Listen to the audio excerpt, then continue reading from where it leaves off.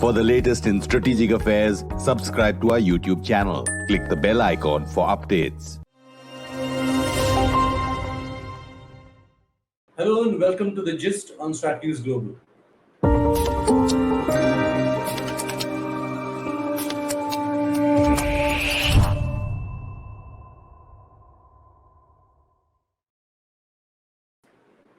Hi, I'm Surya Gangadharan. In this edition of the Gist, we look at recent moves by the Reserve Bank to invoice international trade in rupees. Is that the intention then to move towards a fully convertible rupee in some time? That's the question for our guest, Anil Padmanabhan, former managing editor of The Mint, currently running his own Capital Calculus, a popular internet, what do you call it, substack on politics, economics, technology, a bit of everything. So, welcome, glad to have you. Thanks again to appear on our channel. Thank you, Surya, for having me. So, my first question, before we come to all this stuff about, the convertible rupee and all, the rupee has seen some fall in recent days. It's down to around 80 to the dollar. Some are predicting it will come down even further. Is this something to be alarmed about? What's your take on this? Surya, I wouldn't use adjectives to describe it. Yes, the fall has been very sharp, but the good news is that this is not due to some macroeconomic inherent imbalance in the Indian economy, like say in 2013 or even previously. This is largely because of a global impact. The US dollar is playing truant here. And if you notice, every global currency has fallen. So the best index is, you see India against other currencies, the depreciation is not so much. It is primarily against the US dollar. So yes, you should watch it, but there's no need to panic. Mm-hmm. Because I asked that question because of some doomsday scenarios on Twitter and the net. I'm sure you know what I'm referring to. That we are in the same league as Sri Lanka, or even maybe even Pakistan. I mean, do you share that pessimism? Surya, doom scrolling is now a profession. I notice particularly, it thrives particularly on social media. But Yeah. having dismissed that, this kind of facetious arguments, let me, lay it out to you that why India is not Sri Lanka, neither is it Pakistan. Okay, let's focus on Sri Lanka because it's in the news, right in the middle It's of the news happening. right now. Yeah. So, firstly, Sri Lanka is got days of foreign currency reserves. It doesn't even have weeks of foreign currency reserves. India has about 600 billion plus of foreign currency reserves. It's not weeks, it's months of which it can cover these imports. When I say they're good enough to cover imports, Sri Lanka today doesn't have foreign currency to finance its imports. Second, Sri Lanka has just defaulted on a pile of outstanding short-term debt. I think it's the first time in several decades that Sri Lanka has seen this unfortunate event. India came close to defaulting in 91. We have never defaulted on our external debt obligations. And as of now, our short-term debt is about 20% of India's GDP, which is, by the thumb rule, within reasonable limits at this point of time. Third, inflation is surging in Sri Lanka. So it's the July numbers showed it at 54.6%. And I just read the central bank governor of Sri Lanka saying that it will hit 70% by September. In comparison, India's retail inflation is around 7%, in fact, lower than what you are seeing in UK or United States. Fourthly, Sri Lanka has lived a life of fiscal avarice, if I may use the word. True. It's been a welfare economy without the fiscal basis for decades. And India, after the 91 crisis, kind of woke up to the perils of such fiscal waywardness. And to its credit, it has kind of got its act together. Yes, some states are going down the populism route. So there is a cause for worry, but not nationally. Yes, states-wise, there is like Punjab, for example, inherited a fiscal mess for the new government, and then the new government committed to major populism measures, which requires huge amount of money, which puts the situation in a deeper crisis. So yes, to sum up, then I would say that yes, we need to watch the situation, but there's no question of crisis in India at the moment, and there's no need to panic. On that, okay, but there's another question I want to bring up here. This whole kind of freebie culture, which a lot of people say, this constant giving of doles of various kinds, subsidies, etc. They don't really help in terms of consolidating your fiscal, position. I mean, is this another weakness of our system? See, Surya, by definition, subsidies means you are funding somebody's income Yeah. gap. Okay, so which means you have to generate the income to give that income. Now, if you're not generating that income, it'll exactly be what you're saying, that you'll stare into a fiscal crisis. And now, a second qualifier: all subsidies are not the same. Okay, there is basic needs of life, whether it is health, whether it is roads, whether it's education. These are all primary tools with which any individual, he or she, equips themselves. Now, due to circumstances, particularly like take the Indian context, over 7 decades we have not solved these problems. So today you don't have drinking water, electricity Yeah. is just reached every village. There's Yeah. a litany of these kind of welfare complaints. So here, if you subsidize access, it's not a bad thing, but it has to be targeted. It cannot be universal. So let's take the Indian context. We have 1.3 billion people. About 800 billion fall in this vulnerable category. Yes, it's a huge number. So, but that's the number you're operating with. Is you're not operating with 1.3 billion. So if I give free electricity to all of 1.3 billion, I'm adding load on my system for 500 million people who don't need to get it. But the 800 million people need it. So then you need to find the resources for it. Now that is a separate challenge. But the issue is you cannot deny these primary rights to the people. And this is a good thing because now, thanks to direct benefits transfer, everything is becoming targeted. And I'm sure you're aware that cumulatively at the end of last September, the government has saved 2.7 trillion rupees, which is the size of the first two COVID-19 packages. So, yes, subsidies per se are not good, but not all subsidies are bad. So, and I'll end by saying that the larger message is that what you are suggesting implicitly is that teach people how to fish and don't give them Yeah. fish. Yes, that's a great Yeah. idea to run with, but some people need to be given fish. Okay, then let's get to the rupee going global. Now, the Reserve Bank has allowed exporters and importers to pay in rupees.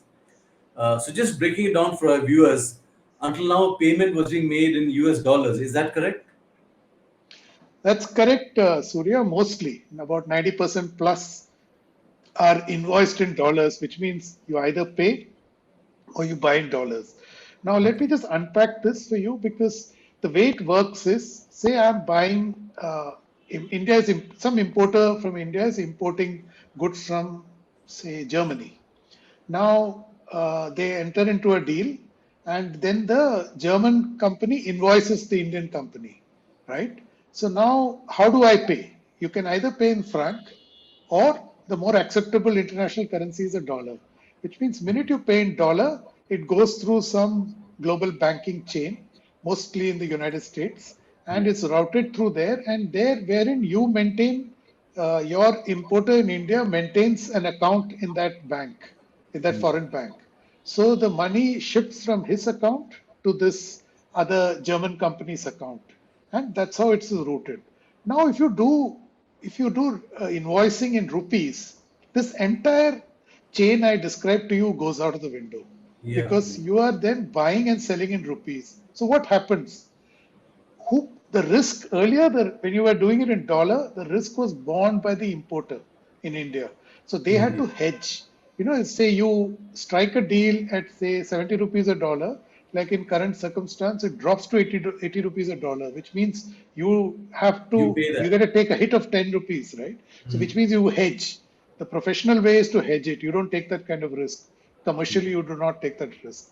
Now, if you do in rupees, that risk goes from you to the exporting country. So the German company will now underwrite that risk, and that's how it works. So it is the whole idea is that you invoice in a manner and where the Indian rupee becomes another hard currency. Okay, and just like we all look at the US dollar, but there are several other hard currencies in the world. The German franc is one, Yeah. the Swiss franc is the other, the Japanese yen is there. So you have an entire array of international currencies. Now, India's effort through this global rupee is to become part of that. Okay, we've had a small glitch over there. So let's continue. Does this help us save on dollars? That's number one. Second, there's some reports going around that this has been done. I mean, if you look at the timing of the announcement, it was meant to get around this entire Russia sanctions thing. See, Surya, that is yes and no. Okay. Uh, the trigger for this RBI statement was not the problem that India is having with Russia because of sanctions. No, this is why you should take things in a historical context. If you look at it like that, this move is not sudden. It happened out of the blue. This Yeah. is a sequenced step which has been happening for more than a decade now. Okay, so you need to see it in that backdrop. And yes, to answer your question, definitely it saves dollars if you're paying in rupees. But that is one aspect of it. But to pay in rupees, you have to do a lot of heavy lifting. Yeah, that's my point. Why should an importer in Germany or somebody in Germany accept Indian rupees? Why can't he demand, say, payment in German marks or whatever, or euros or whatever?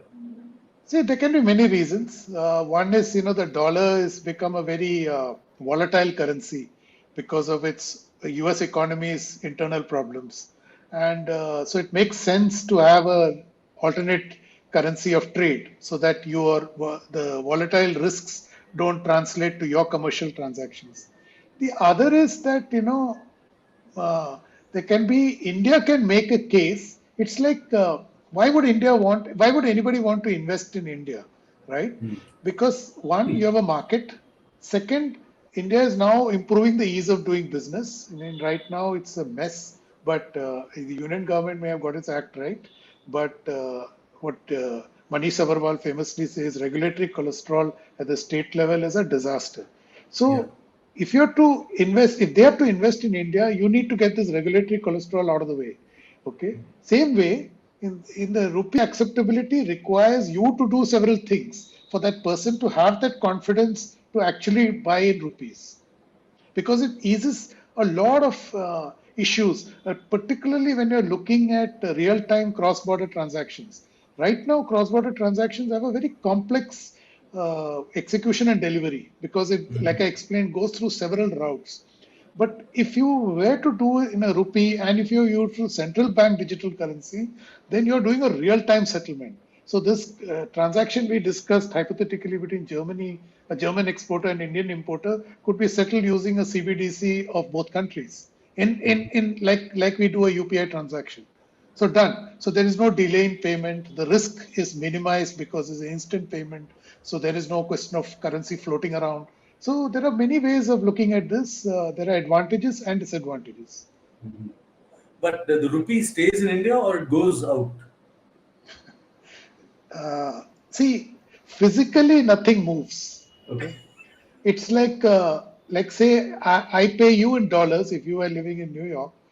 So what is happening is my rupees are not flying out to pay you, right? I am paying rupees to Citibank here, and Citibank is converting that into dollars and taking that dollar. It is settling in an account Citibank New York with Okay. you. Okay, so it's not that physical movement happens. Yes, there is an IOU. It's a medium of exchange, and you need to honor it. So if somebody has transacted in it, you need to deliver on it. So, what are the risks for an international rupee? I mean, and are we ready for it? See, Surya, it is not that the global rupee is risky, a globalized rupee is risky. It is the macroeconomic circumstances that it necessitates that brings into question the concerns of risk. Because one, the old rules will not work here, okay? Because you are integrating into the world economy in a most incredible manner. You have never integrated like this, like the way you're going to integrate now. Your right now, to give you context, your rupee is convertible on our balance of payments 100% on the current account. Yeah. The current account is, where you do trade, import, export, and all these intangibles like royalty, etc. They're fully convertible. But capital account is very calibrated. Yes, FII inflows, etc. are convertible, but not all capital inflows are convertible. When you go to a globalized rupee, that option will probably go off the table. Okay, so that is a new risk that comes into play, because if there's a run on the rupee or there's a run on the economy like in Sri Lanka or like 91 crisis, then you are in deep trouble. Okay, so that is one. Then the issue is that exactly the reason why I said right at the beginning that this is a very slow and sequenced series of steps. And historically, if we need to trace its origins, it's somewhere around 2008 when the subprime crisis hit the world. Yeah. So when the dollar went into a tizzy and the world economy was staring at a collapse. So that's when the debate on an alternate to the dollar started emerging, and which is where the Chinese renminbi became a challenger. And but remember, China by that time had acquired the economic heft. I think they were Yeah. about a 7 or 8 trillion economy by then, and they were a global player. They were big, and they could take on an American economy, which was at that time around 15, 16 trillion, or 14 trillion, something like that. So they could challenge. It had the heft. India at that time was about 1 trillion, just to give you a comparison. So that is where the debate began internally within India too. So Shamla Gopinath, who was a deputy governor in the Reserve Bank of India, at one of the seminars at the BIS, Bank for International Settlements in Brussels, she submitted a paper on internationalizing the rupee. And that's where she seeded the idea and said that it is not something that any country will rush into, and particularly India will not. So we are looking at it, but we have no firm view at this point of time. But 2 years later, RBI did a research paper where it argued the case, and which also pointed out the pitfalls of just rushing into something like this. But fast forward, I was looking at the 2021 RBI Currency and Finance Report. The language has changed. There's a tremendous amount of certitude which has come into the RBI conversation. It is not about whether it will happen, it is now when the globalized rupee will happen. So you see, there's a reason for this confidence. In all this period, there are a lot of things at the macroeconomic level that have changed structurally in India. One, rupee has got a current now a symbol. So if you notice from 2010 or 11, India got a currency symbol just like the franc or the yen or the dollar. So we are now made that entry. Second, the Fiscal Responsibility Act was passed even previously by several governments. So there is now a bind on the government of India on how much it can indulge itself fiscally. Then the RBI monetary policy was given a big tweak.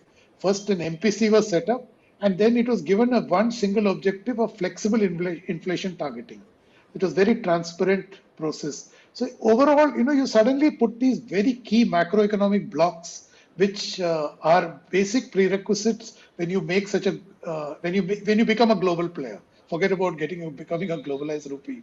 So that's where. So when you look at this sequencing that happens, there is now, and you can understand why RBI is now very confident that the rupee will get globalized. It was not very long ago that we had signed all these FTAs with a bunch of countries, and our own industry took a hit because of Chinese imports. You know, So I'm just wondering, are we? I presume a fully convertible rupee also means your economy is pretty open. Oh, exactly. Surya, the vulnerable, it's not, see, there's no gain without pain. Let's look at Yeah. it like that. See, nobody out there in the world is going to run a kind of charity program on India. So India has to bat for itself and fend for itself. So yes, when you take these steps, there are disadvantages. One of those disadvantages you have mentioned, but there are advantages too. So, just like you reduced trade barriers beginning in the 90s, at that time, Indian tariffs were like 400% plus, and you Yeah. lowered it. Now, I think the peak tariff is around 15-20% or something like that, which is very Yeah. globally very competitive. Yes, Indian industry had to get competitive very fast because they had this legacy of license Raj, which basically licensed incompetence, Yeah. and corruption. So you had to get out of that act very fast. And to credit to Indian industry, they have found their act, got their act together very quickly and reasonably well, and they have held their own. So yes, you'll have to get competitive. Yeah, like I said, monetary policy will become a very key factor now because at this point, because you are not globalized, monetary policy can simultaneously address an exchange risk like you're seeing it right now. So RBI interventions can happen while simultaneously pursuing a domestic pro-growth policy, Mm-hmm. which will go off the table minute you're a globalized rupee. You Yeah. can't this it becomes an either or. Okay, it cannot happen both ways. So which means you have to get your act right domestically. Which is why I said I dwelled in so much detail about the several steps. I have not listed all of them. There are many steps that India has taken to put the building blocks in place so that eventually, when it makes the move to a globalized rupee, it is not caught napping. So would you like to hazard a guess as to when this big day will happen? At 10 years from now, 20 years from now? Surya, I can't hazard. I mean, it's actually very difficult because you have to retool the Indian economy. Yeah. And when I see the retool the Indian economy, is not only the union government. So you have seen the challenge that it took to get GST in place and to Yeah. keep GST running. It Yeah. is still a source of political pinata, despite the fact that it's a collective decision. Yeah. So Yeah. you have seen the entire kerfuffle about the farm laws. So a structural change in India is going to be very gradual, and unless those changes are in place, it will be a mistake. And I mean, to go there, and you don't need to hear it from me. I think the Reserve Bank of India is the best person to speak on this, and they have made clear that yes, a globalized rupee will happen, but there is no date on it. Subject, of course, to the political green signal. That'll be vital. No, I don't think it's a political signal, Surya. It will be RBI decision, but obviously it will have to be backed by North Bloc and the entire economic apparatus of the country. It cannot happen without all of them being in sync. Please Yeah. understand, RBI is a regulator and as well as a monetary manager, as well as a macroeconomic manager for this country. So they work as a team with the Yeah. government of India. So and also with states, by the way. So it is not they cannot act independently. None of these entities can act independently of each other. They have to act cohesively, and that is why the India story so far has been very stable. So going forward, any what would you say about economic fundamentals? We're basically doing well. What's it? How do you see it? See, I'll answer this in two parts, Surya. One, you have to see that India is in a very India, not just India, the rest of the world, but let's focus on India. Uh, I don't think in the economic history of modern India, post-independence, has ever seen such back-to-back shocks. Hmm. First, COVID-19, Yeah. where the Indian economy shrank to 2018 levels, and then you had the Ukraine conflict, which has sent oil and Yeah. commodity prices through the roof, and inflation, which was hovering around 4%, is now 7-8%. So you have had two economic shocks back to back, And the fact is that the Indian economy is back to 2018 levels. It has made up that ground. And now with COVID not so virulent anymore, the contact economy is coming back, which means the service economy will slowly get back into momentum. So hiring, etc., will slowly begin. So yes, we are over the pandemic and the Ukraine conflict shock. I mean, we are not over, we are dealt with it well.